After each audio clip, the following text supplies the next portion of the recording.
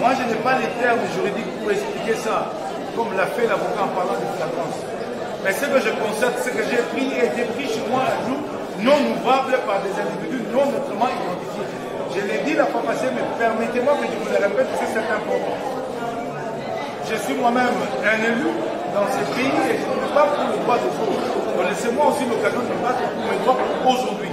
J'ai été pris chez moi un dimanche, un jour non ouvrable. Ça, c'est le fond. Vous dites? Vous abordez le fond. Non, je parle de circonstances dans lesquelles j'ai été arrêté pour que vous compreniez comment je suis arrivé devant vous. Nous avons fait constater à votre cour que Mike Moukebaye a été arrêté 2 jours auparavant, aux alentours des 18 h, par des hommes non autrement identifiés et qui, pour être circonscrits, l'ont amené finalement à la maison d'arrêt du casier judiciaire. Mais Mike Moukebaye sera transféré par une lettre du procureur général de la Cour de cassation qui gît au dossier. Et que cette lettre-là reprenait à charge de Mike Moukebaye, je l'ai avec moi, cette lettre reprenait à charge de Mike Moukebaye 4 infractions, dont des infractions de menace d'attentat, imputation dommageable, intribale et faux bruit. Elle est donc là. Mais c'est une lettre de transfèrement du procureur général près la Cour de cassation. Comment est-ce que le procureur général près la Cour de cassation est arrivé à la conclusion que Mike Moukebaye était présumé auteur des différentes infractions mises à sa charge, sans qu'il ne soit entendu par ni un inspecteur judiciaire, ni un magistrat du parquet général près la Cour de cassation. Mais c'est simplement par une lettre de transfèrement qu'il quittera la Cour de cassation, dont on se pose d'ailleurs la question jusqu'aujourd'hui, comment le procureur général près la Cour de cassation savait que Mike Moukebaye était sous son administration dès lors qu'aucun dossier n'était ouvert à sa charge au niveau de son parquet. Et donc, nous sommes en procédure de flagrance, bien que la cause a connu aujourd'hui 15 mois. Mais on ne nous contredira pas que nous sommes toujours en procédure de flagrance. Parce que finalement, votre honneur, c'est par la lettre de transmission du procureur général près la cour d'appel de Kinshasa-Gombe que nous nous présenterons par des verbes. Mais en procédure de flagrance, comment est-ce que votre cour devait être saisi? Si ça vient du parquet et que il s'est agi des personnes, puisque jusqu'aujourd'hui nous sommes posés la question de savoir qui étaient ces gens qui sont venus se saisir de Mike Moukebaye en vertu de l'article 5 de l'ordonnance portant répression des infractions flagrantes. Cet article dit clairement que lorsque le prévenu a été saisi par le public au regard de la clameur, il est acheminé directement auprès de l'autorité compétente et cette dernière va pouvoir procéder. Mais s'il était ramené au niveau de la police qui a transféré les dossiers à partir d'elle-même jusqu'au niveau du parquet général près la Cour de cassation, cette police aurait dû, c'est de rigueur, il y a même une circulaire du même procureur général près la Cour de cassation.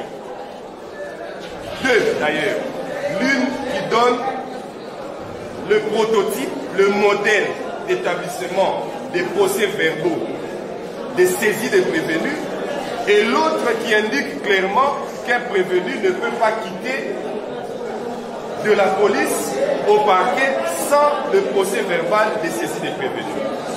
Mais que dans le dossier qui gît par devers le tribunal, aucun procès verbal de saisie des prévenus n'a été établi. Si tel est le cas, alors nous nous posons la question jusqu'aujourd'hui, quels étaient ces monstres qui se sont saisis de Mike Moukebaye puisque nous sommes en procédure de flagrance? Et si c'est le public qui s'est saisi de Mike Moukebaye, l'a amené où? Pour que finalement votre cour soit saisi. Pour tous ces faits, votre honneur, nous estimons que le ministère public n'a nullement été saisi des faits. Nous sommes en procédure de flagrance. Le ministère public n'a nullement été saisi des faits et donc Mike Moukebaye s'est retrouvé par, je ne sais pas moi quelle expression employer, mais c'est par la magie de l'impossible que le prévenu Moukebaye s'est retrouvé par devers votre cour. C'est ainsi que nous avons sollicité de votre cour la nullité des deux correspondances qui gîtent dans votre dossier. Mais je ne sais pas si j'ai le droit de faire poser des questions au ministère public. Je voudrais en tout cas en poser au ministère public à travers votre cour. Que le ministère public me réponde. Quel est le magistrat qui a attendu Moukebaye au niveau du parquet général de la République? C'est lui qui m'a entendu. Pour qu'enfin ces infractions qui sont reprises là, qu'elles soient établies, menace d'attentat, comment allons-on arriver à l'établissement de ces infractions? J'aimerais bien savoir si cette lettre-là est arrivée au parquet général de la Cour d'appel, combien de mois est venu à comprendre que cette lettre venait du parquet général de la Cour de cassation en me donnant le numéro du dossier qui a été ouvert à mon encontre au niveau du parquet général de la Cour de cassation. Et ces réponses-là, moi, je les entends. D'ailleurs, si nous sommes à ce stade où, en flagrance, c'est la première fois, nous sommes peut-être des visages jeunes, mais nous avons quand même appris.